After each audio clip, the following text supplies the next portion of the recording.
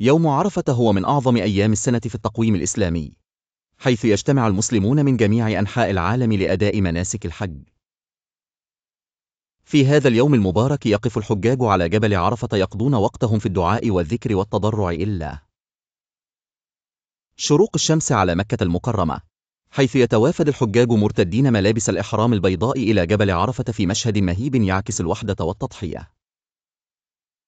الحجاج واقفون تحت الشمس، يرفعون أيديهم بالدعاء، الدموع تنساب من البعض، بينما يشعر الجميع بتأثير هذا الوقت الروحي. أصوات التلبية تتعالى بينما يردد الجميع لبيك اللهم لبيك، مع التركيز على التناغم والانسجام بين الحجاج. الفوائد العظيمة ليوم عرفة تتضمن مغفرة الذنوب وعتق الرقاب من النار، بالإضافة إلى كون هذا اليوم فرصة للبدء من جديد بروح نقية وإيمان متجدد.